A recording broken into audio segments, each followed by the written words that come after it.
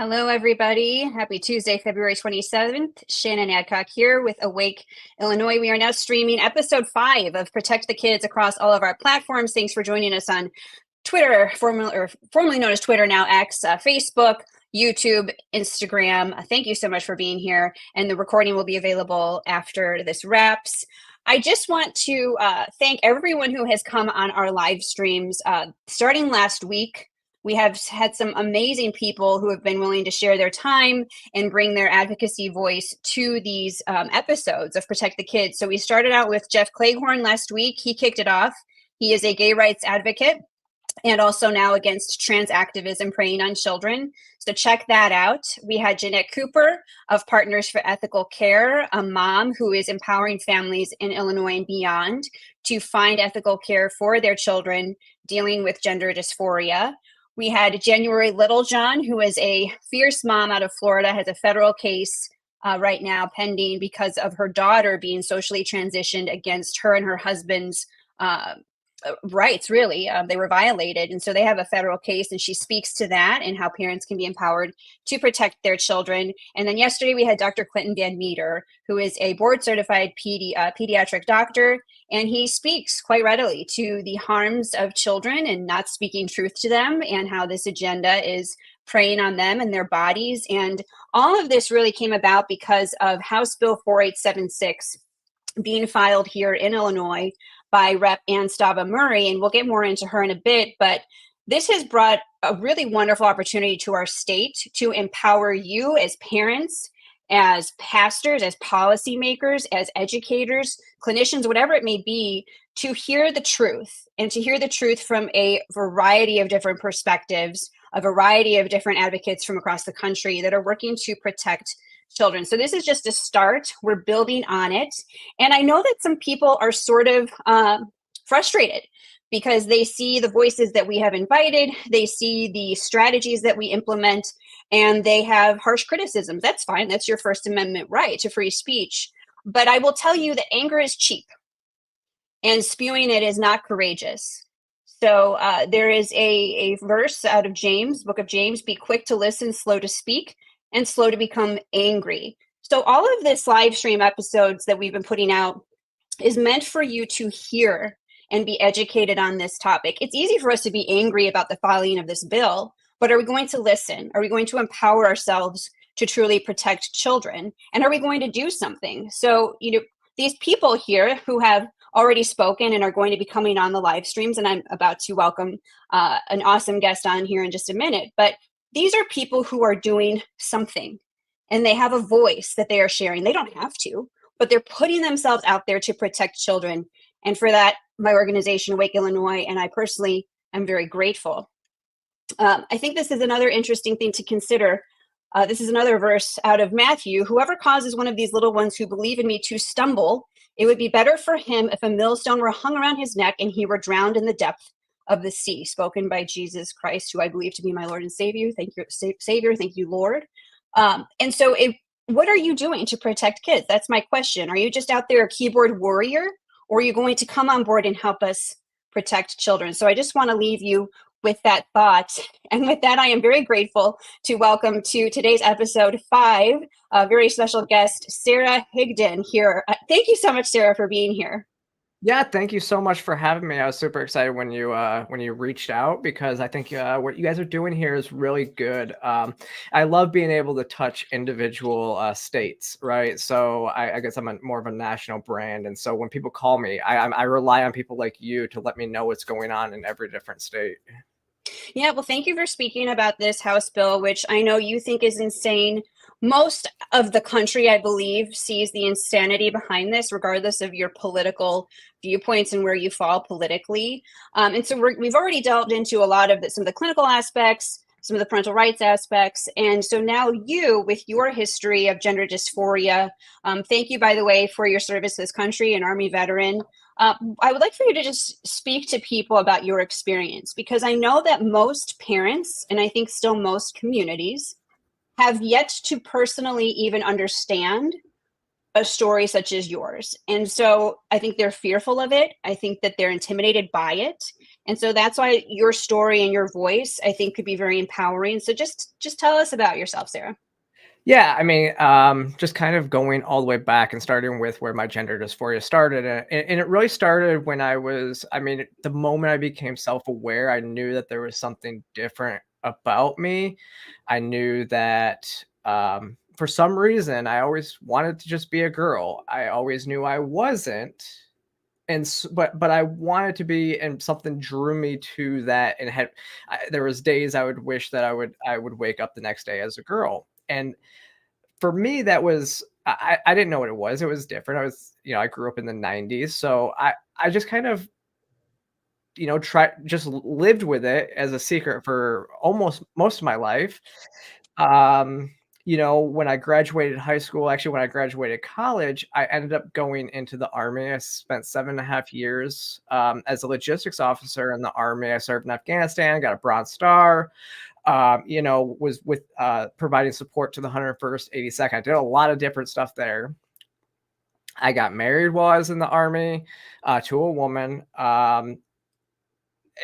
And then I came out in 2014. The first person I ever came out to was my ex in 2014. And I didn't know at that point, I still didn't know what it meant. That was the first time I ever told somebody that I had those feelings. We stayed together for about a year and a half later. And then when I was when we separated, I was able to kind of explore this part of me. And so then I got out of the Army in 2017, moved to Atlanta, still trying to figure out who I was. And so then in 2018, I came out to my family. And then at the end of 2018, I made the decision and started hormones in March of 2019. What's really interesting too, again, so if you notice, I came out in 2014 to the first person ever. It took me, and then didn't really start exploring until about 2016. So it took me 4 or 5 years to even just make the decision to go on hormones. And mind you, I was 27, 28 years old. I wasn't but 31 years old before I started taking hormones. So I was a fully functioning, brain fully developed adult when I actually made the decisions to do this. What's interesting is I started speaking out on this in 2020, but in a way, I knew that I was going to start speaking out on it well before that, because in 2018, I started seeing the change in everything that was happening. I was kicked out of 2 Reddit groups actually at the time because I said that trans trenders are real. And that's what the term we used to have for people that would just say that they were trans for a trend. I used to say that they were real. And when the detransition rate skyrockets, it's going to hurt all transsexuals. And so the community at the time, especially like that Reddit community, said you're not even allowed to say that transgenders exist. And so they kind of shunned me at that point. And then 2 years later, after making some friends in the right wing kind of politisphere, the content creator groups, I started speaking out. That's when I started my YouTube channel in 2020, and have been kind of going about this ever since and just speaking out about it. And then obviously last year, it really hit a fever pitch with all the, taking kids to drag shows and all of that stuff. Was that last year or 2 years ago? It might have been 2 years ago, because it was 2 years ago. That's so 2021. I know. It just seems like yesterday, because we've been fighting this fight for so long. And so, yeah, 2021, I guess, that it really, or it was 2022. Probably 22. So it was, so Gays Against Groomers, I think, was founded in 2022. And that was really just after it had kind of hit this fever pitch and really blew up. But it had started to be a thing before that. And that was kind of when it exploded everywhere, laws being passed and legislators on both sides and all of what we're seeing now. And so that's really when everything kind of took off. Right. But that's kind of where that's my story. Yeah, no, thank you for that. And I think that where your voice needs to be heard is the fact that you are very worried about children being medicalized, and also Yes. the queer theory that is leading to the medicalization effort of children. And, I know that there is, like I mentioned earlier, I preface this by saying there's a lot of anger. I know there are people who are very frustrated by your choices, and they try and debate you on the merits of those choices. What we're here to do is protect children who cannot consent to disruption of their endocrine function as minors. You were permitted to go through normal puberty. You were permitted to become a fully developed adult, right? And the nuances of your choices can be debated on another platform and another time, but we are very worried for the children who are being harmed by queer ideology in schools, in culture, and by the medicalization effort of minors, which is a huge for-profit industry. And we're going to get more into that in a bit. But when did you first realize, holy cow, this is something that is preying on children? When did you first figure that out? I mean, I think it was kind of, I didn't know it necessarily to be the full case in that 2018 timeframe, like I mentioned. But I saw it coming. You could start to see it, but then it really was around that 2022 timeframe that you could just tell that it was really being pushed then. That's really when everything again exploded onto the scene.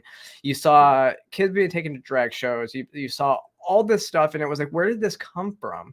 What started happening here? Because I mean, you saw it becoming a trend among minors, and really it was the path to where we've gotten to where it was I think you had Jeff Claycorn on last week, right? So I went to a event with him last Friday, and he nailed it on the head where he said that he had mentioned that the gay rights movement of the past just packed up and went home in 2015 when gay marriage was legalized, leaving the crazies, the 1% of the community, to then take the narrative and run with it. Right. And it was actually when I was stationed at Fort Bragg in 2016 when Charlotte, North Carolina passed the first bathroom ordinance that said that you had to allow trans people in a bathroom. And that caused a national stir, caused the state of North Carolina. Essentially what they did is they created they created a solution, or they created a problem with a solution. There was never a problem there. And then they tried to create this solution. And that's what caused the trans activist movement to then take over the LGBT, because all those activists needed something to fight for. They were all unemployed at that point. What is GLAAD or GLSEN and all these other organizations going to do? Right. If all of our rights have been recognized, like, what do you do? So then they took off. So that was really the start of noticing it. But when it started really preying on children, I think was, in the 2020s, 2021, 22, I think, because I think the trans and women's sports actually started to take off before it started preying on children, I believe. So that was there was a lot of stuff going on between. There was a progression. Content. Yeah, for sure. And so, again, all of our activism of late, we've been fighting against the radical comprehensive the radical sexual education that's come into Illinois. Which is talking about queer theory as young as kindergarten. Chicago Public Schools, 300-some thousand students. K through 12 radical sex education, which is actually queer theory that has made its way in because of the national sex education standards. And those are sex activists, by the way. Those are not clinicians. These are not by any means with parental input or some type of really noble group of people that came together. These are fully political sex activists, right? And so this is infused already in the curricula of schools, and we'll get into Lurie Children's in a bit, but for sure it's coming through sexual education. It started in California. All of these places have implemented it, and they've been very sneaky, very crafty. Well, that's the whole thing. And I, even looking at what we're seeing, you can actually take an even higher level view of things, and this is kind of where I might sound more like a conspiracy theorist and put my tinfoil hat on here for a little bit. Okay, let's hear it. Yeah. Because I wrote an op-ed, I think it was my second op-ed that I wrote for Human Events, and I went into the SEL curriculum, right? Talking about Kessel, talking about Learning 2025, talking about the connections there. Yep. What you start to realize when you start to see the same names over and over and over is that during 2020, they locked everything down, causing mental health issues among minors. It just so happens that the Gates Foundation they fund a certain lab in China, or an institute next to a lab in China, and then they also fund the vaccines, and then they also fund Kessel, which was implemented for social emotional learning to treat what happened during COVID, which is also what's being guided to push this whole it's really what's being guided to push the acceptance of queer kids, right? So because they want these kids to be so emotionally intelligent, and so you have to accept their gender identities and everything like that. And that's what's also then pushing the comprehensive sex education down into the lowest levels, because they want kids to be sexually aware emotionally and all that stuff. And then I've also dove a little bit into what we can talk about later with Lori's Children's Hospital and everything there. I'll show some of that. That's a whole cycle. That's a whole cycle of money laundering that you can look at there as well. And it's this agenda is very well funded, and so we'll talk a little bit about that, where some of this funding comes from to these organizations and through gender clinics. But again, I'm grateful you're on, because this is in the wake of the filing of House Bill 4876 by Rep. Stava Murray, and we could debate where her ethos is on this, but based on her posts, I think she genuinely thinks, Sarah, that she is a savior of children. She believes that gender affirming, quote, care should be the standard. And we know that because she actually said it in a Facebook post. And I shared this with Dr. Van Meter yesterday, and he was horrified by it. And he basically summed up her ideology as being a lie.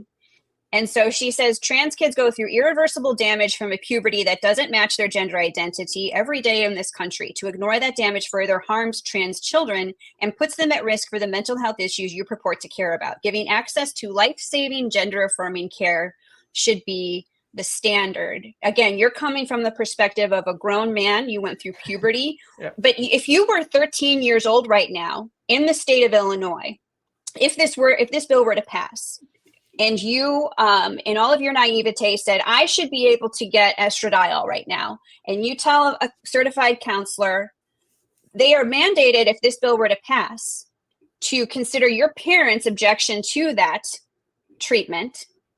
They would consider your parents an abusive parent. So she wants this to be the standard of care. Dr. Van Meter said this is a total lie. She's wrong. And so we're disrupting this myth, because unfortunately, parents, judges in court, policymakers, teachers, counselors, they share this wrong and harmful thought. What do you think about what she has to say here? Yeah. So, I mean, obviously this is harmful in any situation, especially to parental rights, obviously, because this gives children all the power over parent-child relationship. So if, if a child says, I want to transition, the parents say, I don't think that's a good idea. We're going to take you and get you other help. They can say, well, no, I'm going to do this, or I'm going to call CPS. And I think that's the end goal, is to get them into CPS to where then they can transition. The funnel them in, and I mean, and that goes all the way back into the queer theory model of postmodern neo-Marxism, where if you want a Marxist society, you have to make children ward of the state, because then they grow up dependent on the state and learn, and that's the only way to do things. So that's one area of this.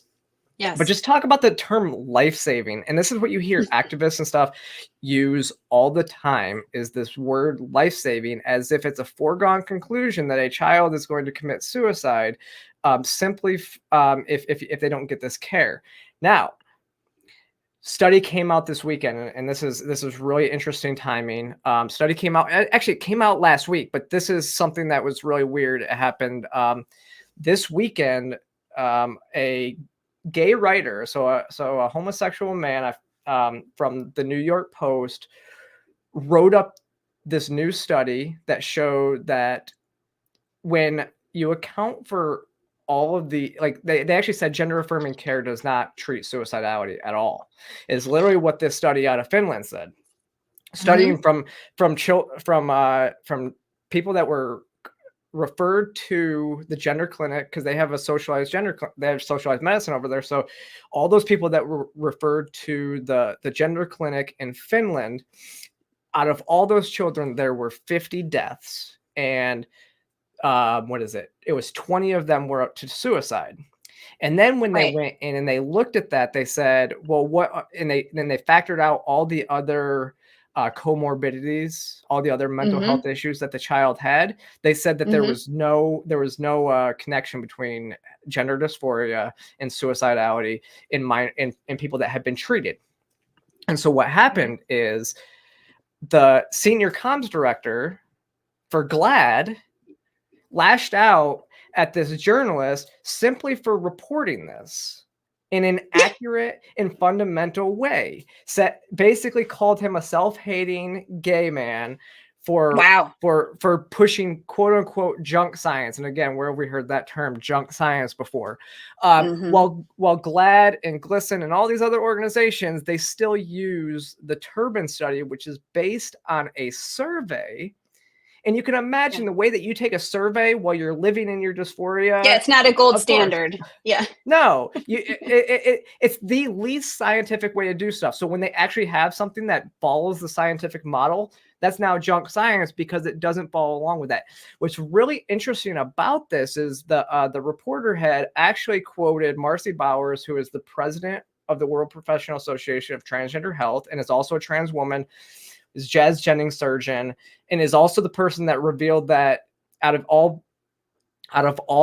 people that were blocked, took puberty blockers and then put on cross-sex hormone and came across their surgery table, are never able to orgasm as an adult. She's that doctor who exposed that and started pushing that narrative.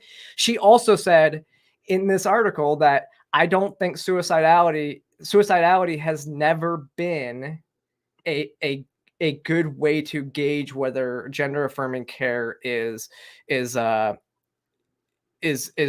or if it's working for minors. So the activists kind of, even with her saying that, the activists lose their credibility when they push this it's life-saving model, because it's obviously it's a lie.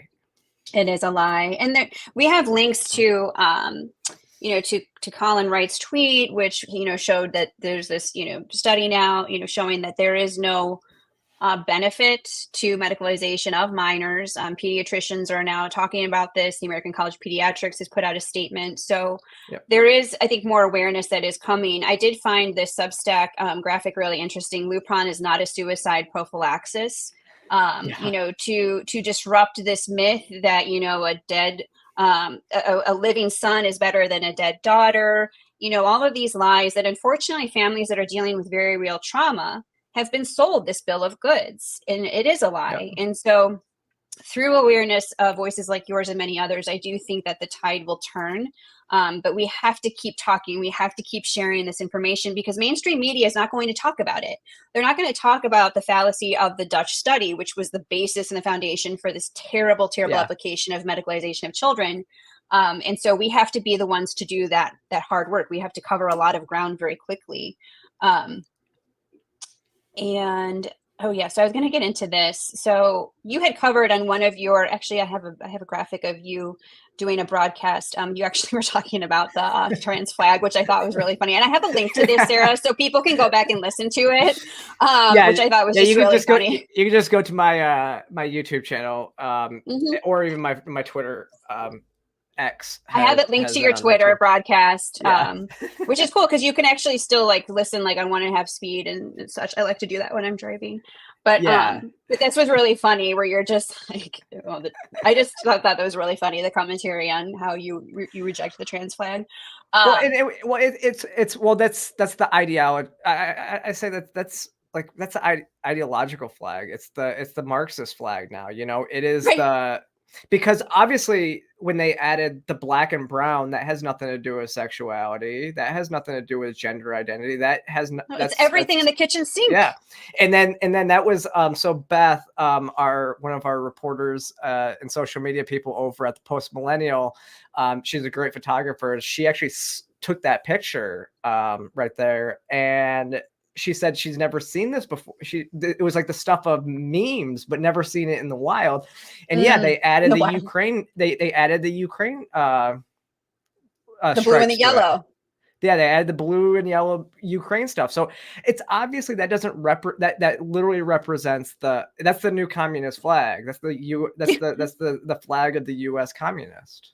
Right, exactly. Well, and this is where, you know, these political Marxist ideologues always overplay their hand, and you have to mock and shame it because it's like, okay, like you just wrongfully, you know, people who are mainstream, good-hearted, you know, they don't have the tinfoil hat on. They're not necessarily going down the rabbit hole like we are. Like they're like, this is as bad as it's going to get. It's not going to get worse. And we're like, no, they have no limiting principles. They're going to throw everything at it. Just like with this bill, this representative put everything in the kitchen sink in it. She says you're an abusive parent if you don't permit primary care, which could be what? A vaccine, it could be pharmaceutical drugs, birth control, whatever, and abortions and gender affirming care. Like it's basically the equivalent of the Marxist flag, but in legislative bill. It's just like everything is in there. And now people fortunately are like, whoa, hold up, this has gone, you know, totally off the rails.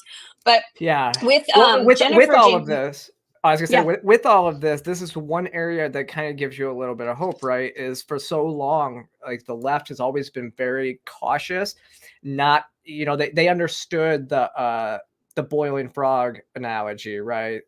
You have to boil a live frog slowly. Like you have to bring the temperature up slowly so they don't jump out. But now they've brought it up too hot, too quickly. And everybody's going, whoa, wait a second. And these ideas, I always say these ideas are not actually popular. There's been studies or polls that have showed that even 68% of Democrats don't agree with the transitioning of children. And so what's it going to take for those people to then go and vote out these people out of office that are trying to do this? Right. Yeah. And I think that Rep. Stava Murray, you know, if people who are civically engaged can tell really anyone in the community what is in this bill, I think that even her base voters would be aghast at this, even the pro-choice ones, you know, because this is just taking it so far beyond anything they would have ever expected to be put into law. So Jennifer, formerly born James Pritzker, is the cousin of our governor, J.B. Pritzker, worst governor in history, in my opinion, and many others, I think, as well. But the cousin, you know, the family, for anybody who's not familiar, the Pritzker families, they're like the modern day Rockefellers. You know, they're just made of money. Their lineage is very successful. It's the Hyatt chain, Hyatt, formerly Hyatt, I think it's been sold, but crazy money. I mean, like they can fund everything, every institution, all this stuff. But Jennifer Pritzker, colonel, actually in the military, retired, he is now Jennifer, and is very heavily involved in gender and sexuality agenda through this foundation that he started in years ago. I think it was in the 90s, but has been heavily involved in funding sexuality and gender studies, clinics, all these things. And I'll show a highlight of the Chawani Foundation is actually, excuse me, what the foundation is.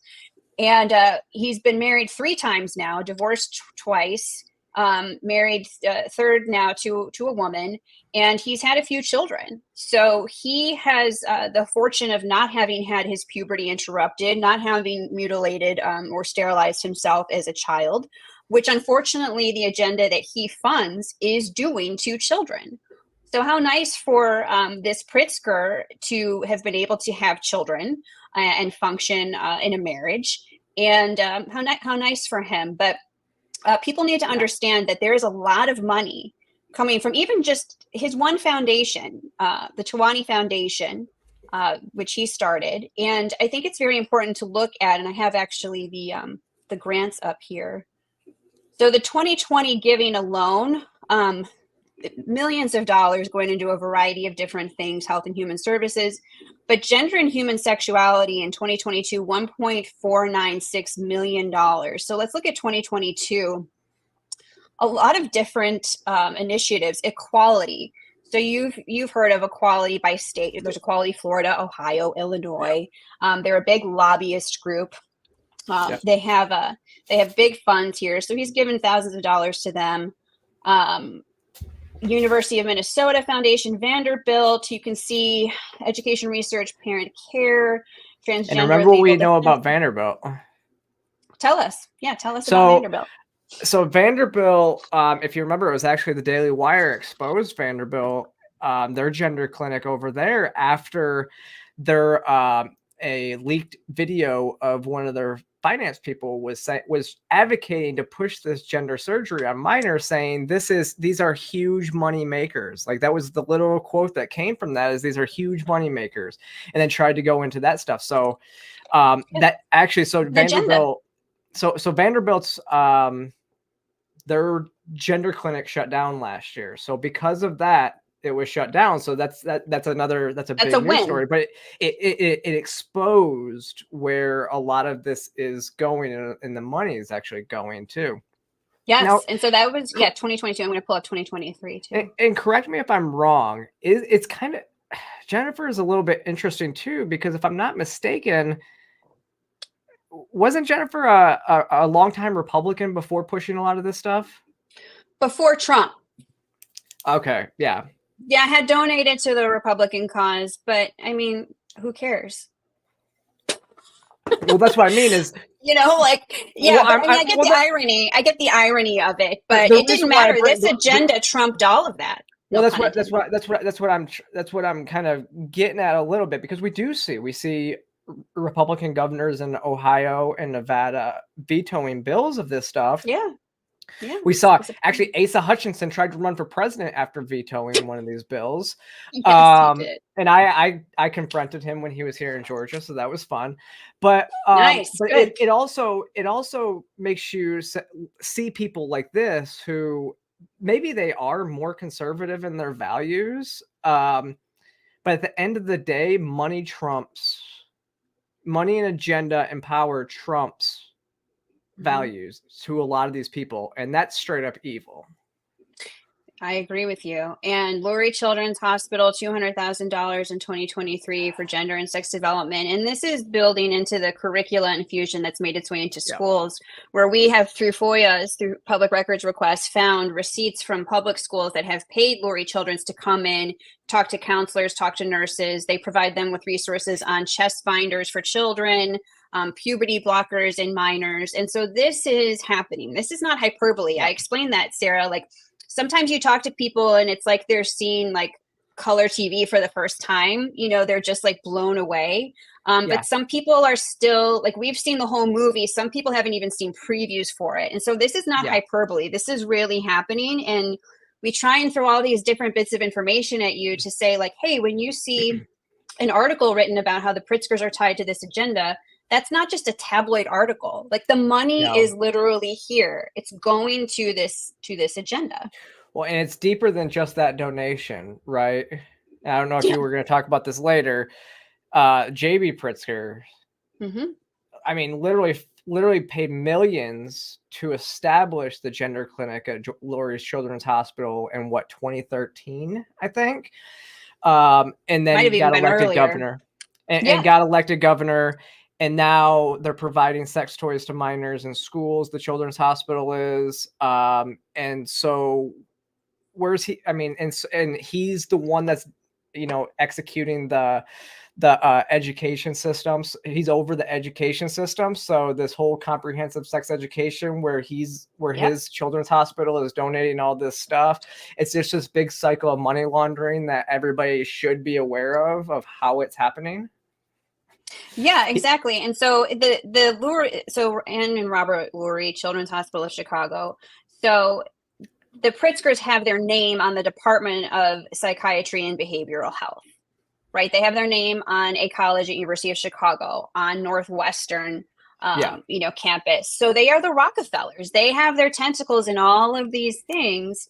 And so they toe this gender ideology line, and it is harmful to children. It is happening. By the way, they encountered a cyber attack, Lurie Children's. And so it's disrupted all their billing, all of their access to records. I don't know. I say it could be divine intervention or karma or coincidence, but it's disrupted one of the most harmful gender clinics in the Midwest.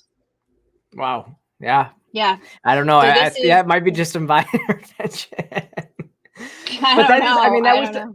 This is one of the ones that they always try to point back, because when Libs of TikTok exposes it, then they try to and people protest, then they are Billboard Chris has been there. Yeah.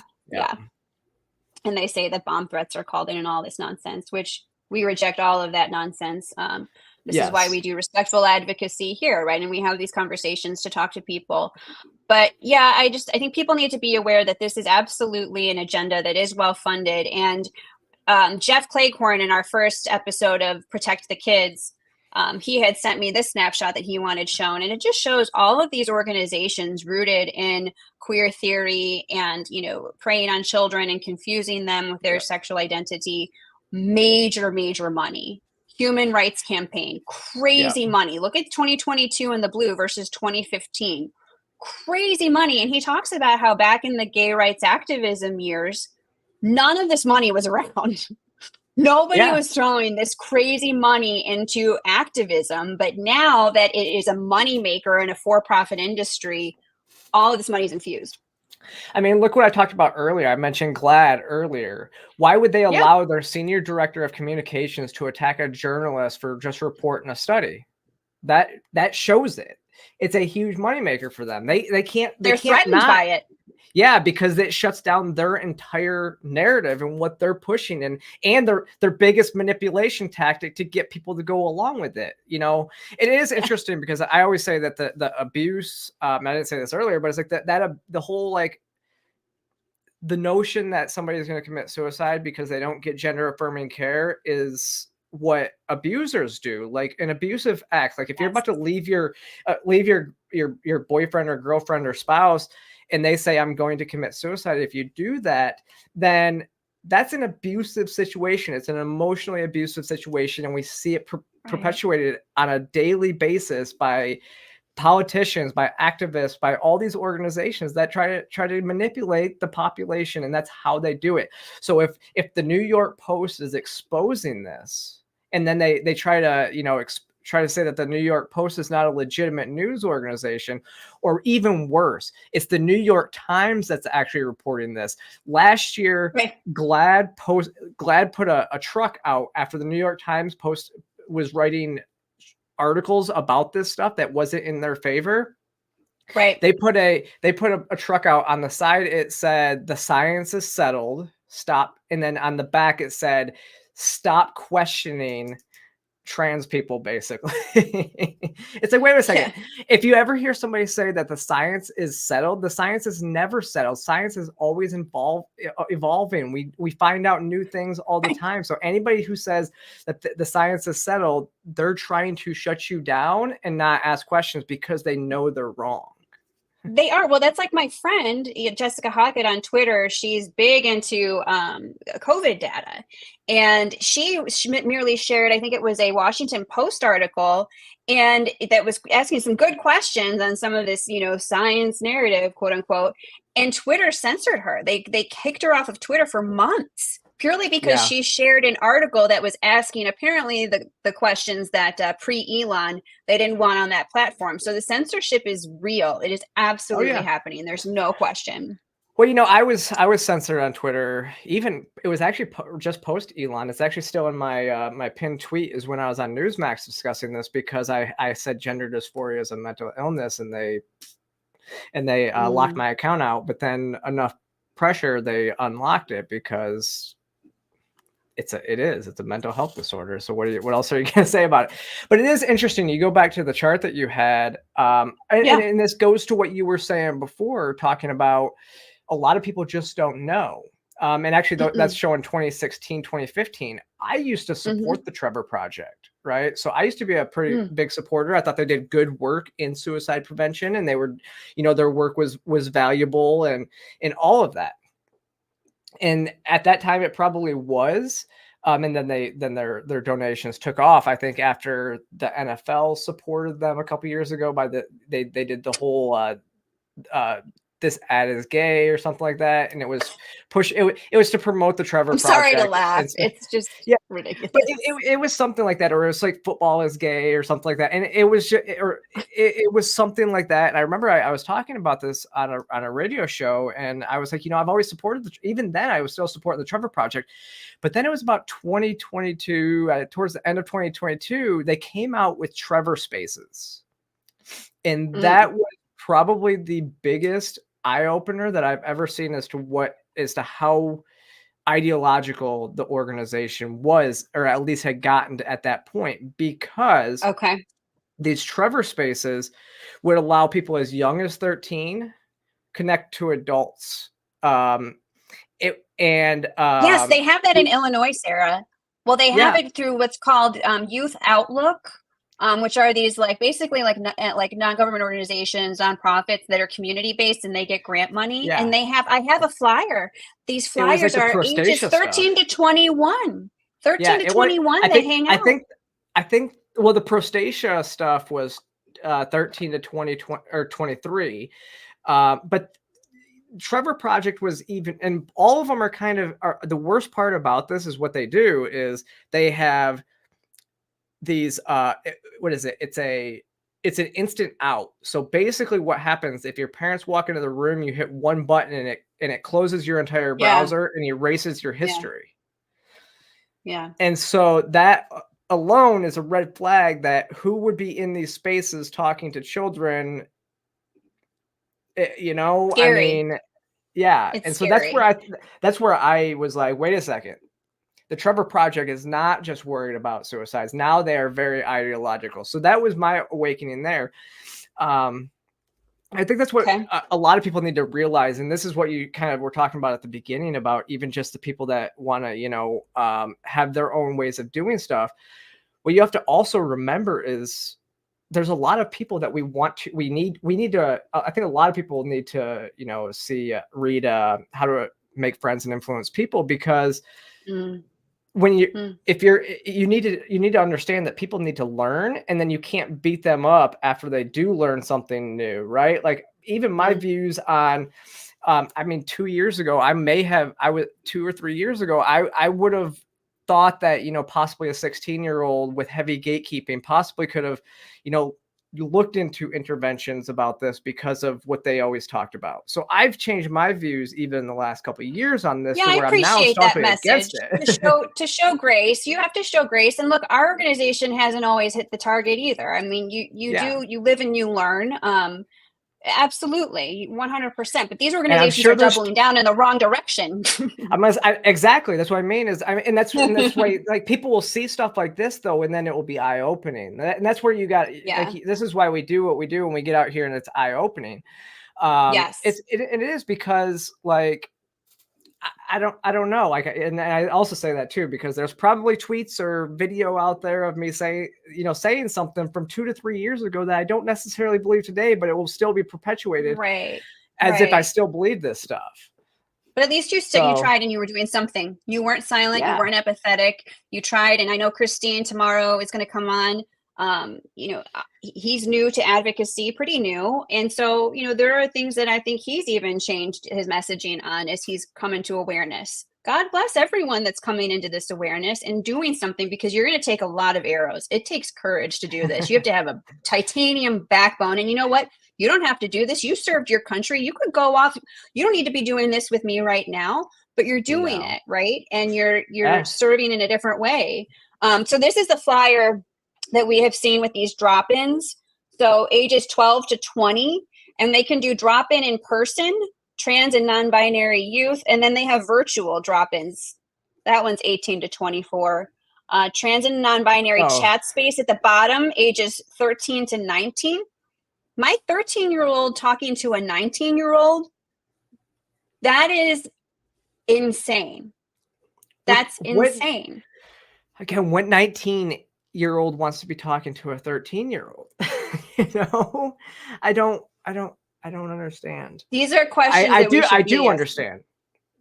I mean, you do understand though where it's going with this, and this is the whole issue. Even with this bill we're talking about here, is that minors can it says minors can consent to healthcare under the Healthcare Services Act, right? Minors to Healthcare Services Act, I think is what it's saying. Minors can consent to this stuff, and really, if you at age 12 in Illinois, and if you believe that a minor can consent to life-altering elective procedures and sterilization, what else can't they consent to?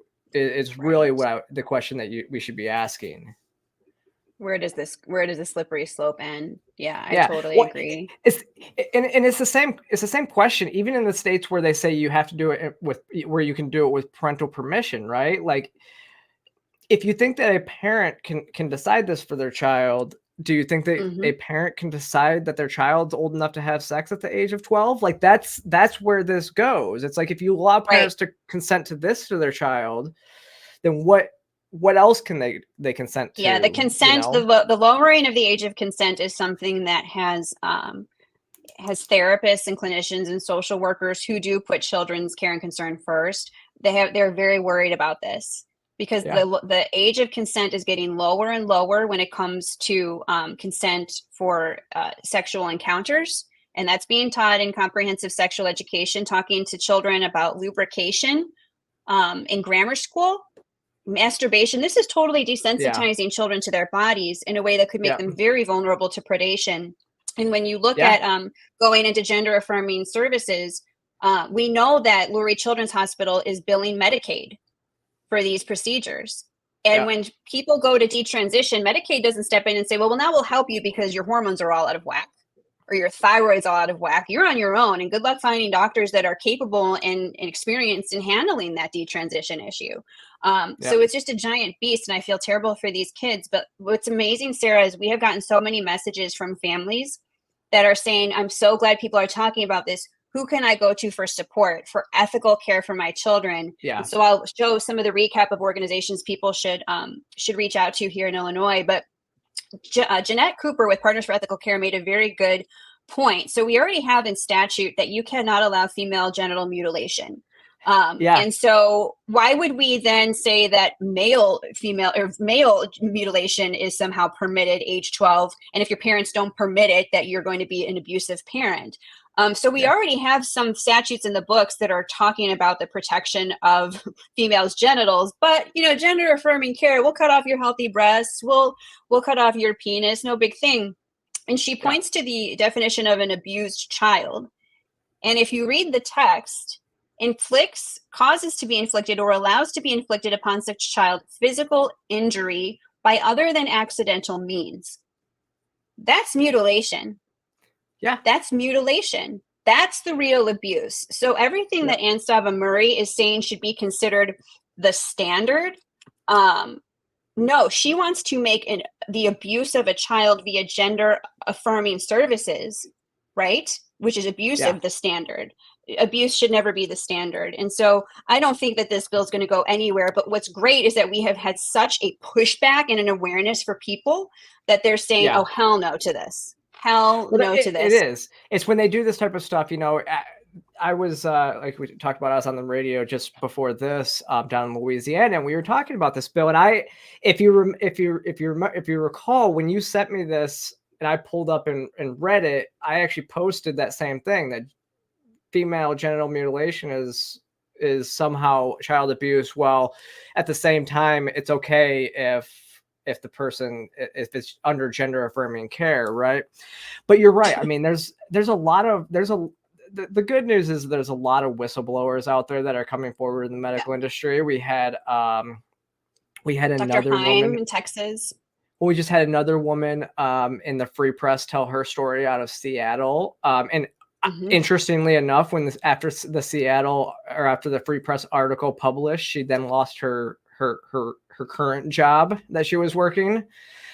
They couldn't tell her that it was because of that, but obviously because whistleblower protections, but obviously that was probably something that had something to do with it. So people like I think her name Tamara Pietsky, I think is what her name is, and I'm like, you know what? If they can practice in Georgia, let me know.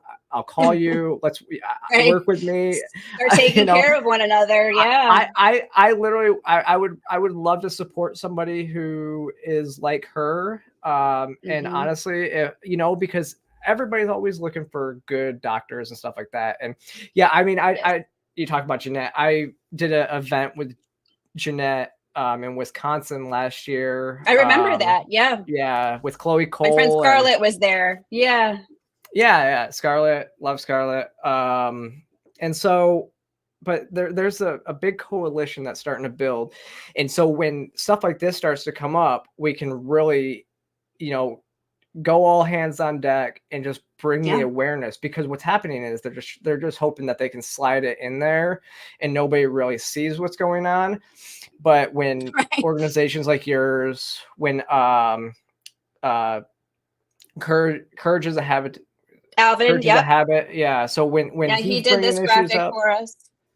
Yeah, so he reached out to me on the Maine bill that we got killed. Maine was huge. Yep. So I mean, that's I sent that one over. We wrote it up in the post Millennial, and so it was awesome. You're all hands on deck. I mean, you have to be, and that's what's great is that we are working together and people are getting this information out. And I said when Jeff Claycorn came up, I'm like, we have an army. And they really fear us right now, Sarah, because they don't want you and I talking. They want us fighting. No. They want all these echo chambers fighting. We're not going to take that bait. Nope. And I think, I mean, this is what I always say, that my biggest thing to offer is their narrative is ruined when a trans person speaks against it. And there's quite a few of us out there speaking against this type of stuff, right? Because we've gone through it. And I'm a libertarian. I believe that if you're an adult, you can do with your body as you please. It's your body, your choice, but you leave the kids alone. And that's really where they messed up. But it's interesting because last year it was all about getting these bills passed, but I think blocking these types of bills and it is more important than getting the bills passed, because I think ultimately what's going to end this are the lawsuits. 100% the lawsuits. Why didn't I get my law degree? Well, so like Chloe Cole's lawsuit and Priscilla's lawsuit, Dylan. Yep. And all of the lawsuits are going to be the ones that actually end this, especially in blue states, because doctors are going to be like, I don't want to touch this. What's really interesting, this is where the fight is now in that front, is that in December, an article came out. I think it might have even been in New York Times, or it might have even been the Washington Post, because it was actually saying this was a negative.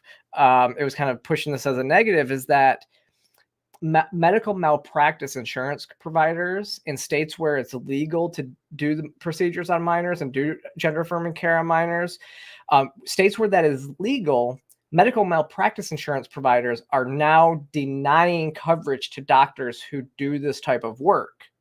So it's the insurance company that's a deal breaker, because unless you're somebody, because it's like, how do you, like, okay, so now a doctor goes, now I'm going to get sued and then lose my house, lose everything just because I performed this care on minors, and maybe we're going to shut down. Yeah, they won't want that liability. Yeah.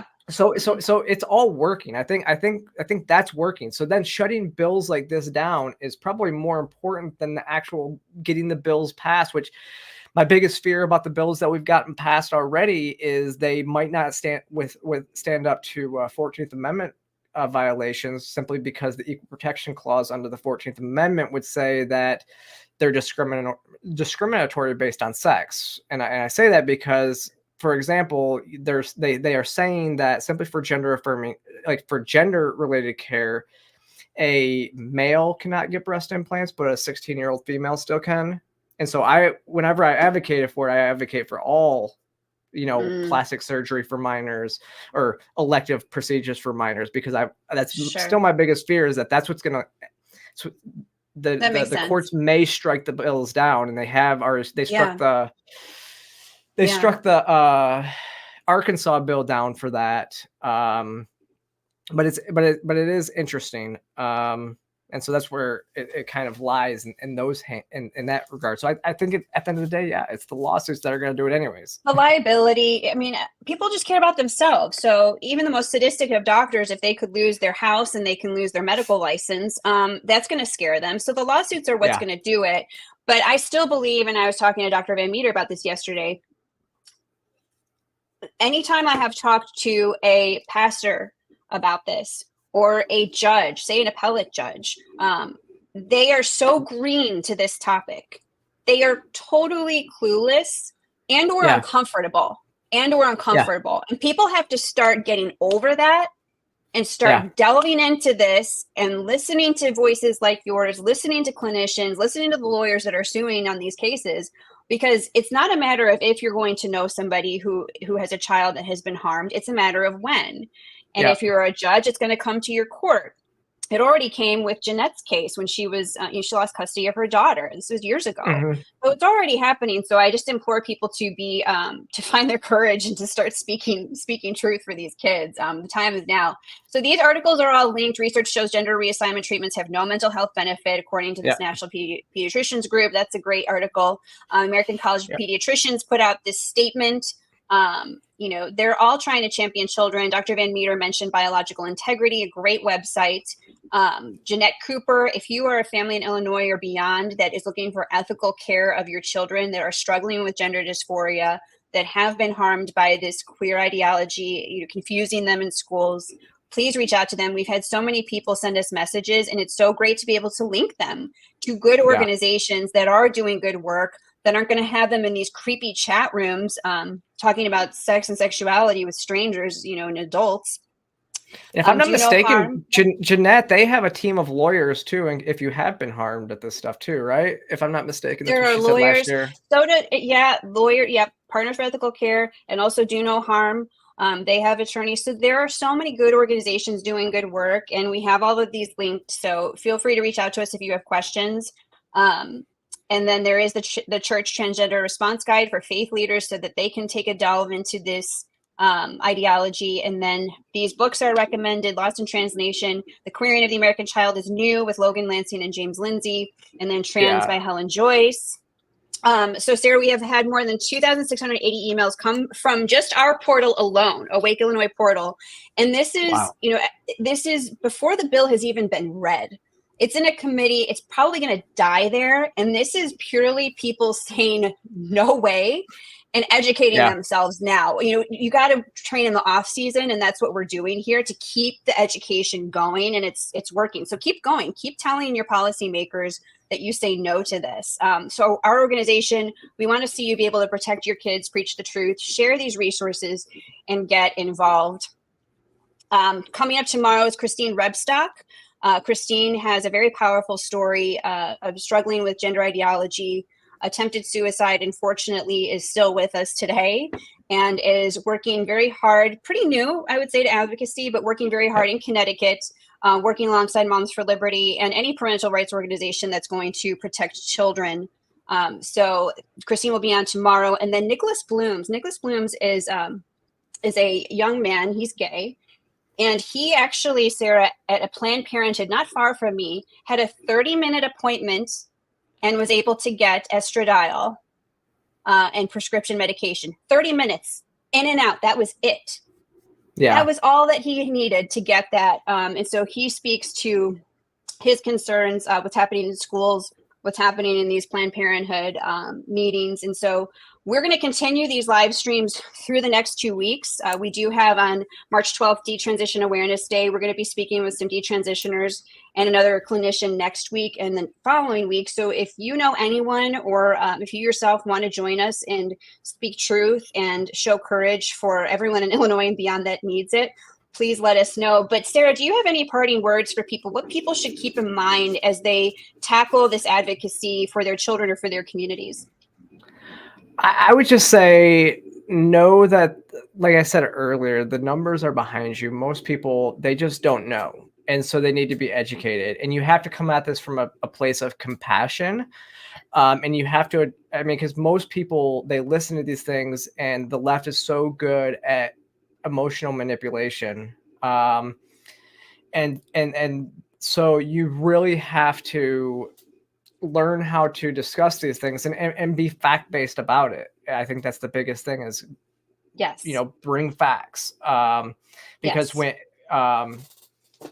if you're not, and understand that there's a lot of people out there that, most transsexual people just want to live their lives. So, but there's a lot of us, there's some of us out there that are speaking out against this, and I'm willing to speak to any legislator or anything like that. But I do agree with you. When you talk to judges, when I'm at state capitals and talking to politicians, outside of events, you're right. They don't really want to touch any of this stuff. A lot of times they don't want, they get very uncomfortable because you realize they don't even really understand. They don't know the issues. They are so consumed with bills and bills and bills every day that they only get what happens in inside those committee meetings. And so they don't spend their time researching these topics like we do. They don't spend their time doing this. So you need to, that's the biggest thing is when you talk to them, you need to bring facts and educate them. And sometimes you got to be a little forceful, like I was with one senator here in Georgia, which we still are not. In terms of a Republican senator who, I guess this will be it, but a Republican senator here in Georgia, I was advocating to get so puberty blockers. So puberty blockers are still legal in Georgia because this Republican senator claimed that all his friends in the medical industry were telling him that they were fully reversible. And me and Leora Sapir we had this from Manhattan Institute. I was in the room in his office with people from with the ladies from No Left Turn Education, and he literally just he was very rude to me, like what's your background in, like asking me stuff like that, like I don't do this every day, and so we weren't able to get puberty blockers added. I heard last week when I was down, or 2 weeks ago when I was down at the Capitol, he's now potentially going to be reversing his decision and possibly bringing up a bill for it. But the thing about it is it's because he's in a primary right now with one of the ladies who was on the call. I heard the way that he was speaking to me in that room. So I fully support his primary opponent because I really adore her and she knows what she's doing. But yeah, that's what you have to do. You have to go in there, and you have to support the people that are doing right on these issues and speaking truth to them now. We don't have time to mess around with weakness. I'm sorry, we don't. Or rudeness. Gross. Yeah, exactly. So now you have to know who your allies are and who they're not, because and it doesn't matter whether they have an R or a D next to their name, because you'll be surprised. I mean, we had a Democrat that represents downtown or Midtown Atlanta, which is the neighborhood, switched from Democrat to Republican last year because of the left's going hard on abortion, and she wasn't allowed to disagree and be a pro-life Democrat, and she switched. I also think she's on board with this, is with us on this stuff too. So it's really interesting because you just don't know. The way that the lines are drawn is not always the way it is when you actually speak to some of these politicians.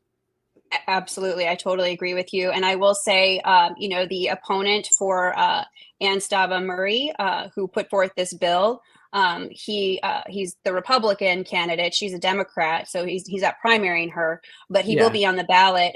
He did end up saying something. And, I think most people in Illinois, we've been very frustrated in politics. I don't care what party affiliation you have to be speaking to the war on children. That is, our children are not political footballs. This should be absolutely an equal opportunity concern. And he did come out and say a couple of days ago, we need to let parents raise their own children and keep these decisions out of politicians' hands. That's it. Yeah. Plain and simple. So Aaron Porter's a police officer, has 4 children, very commonsensical. And we need to be supporting these people because, like I've shown, there's plenty of funding in this agenda that is waging war on children. So find the good people, the grassroots people, the people who are speaking honestly to these issues. And Sara, I'm so grateful for your time this evening. Where can people find you on Twitter? And then what do you have coming up for publications? Well, so I mean, I'm a so first you can go to my website, which is just sarahhigdon.com. That has links to all my social media. It also has links to all my op-eds, and all that. You can also actually my handle, my Twitter handle is under my name, Sara Higdon Sara Higdon _. That's Instagram and Twitter. Okay. Yeah, so if you go there and you go to the links page, so if you click that button right there, you can see I have all my stuff there, have all my op-eds, and so I'm like I said, I'm a writer for the Post Millennial. I'm the weekend writer for the Post Millennial and Human Events. I do write some op-eds over there, but right now, and I'm also the digital marketing manager for Free the People organization. So go check both of them out. And perfect. Yeah, this was fun, and thanks for having me. And I'll put this out on all my socials as well.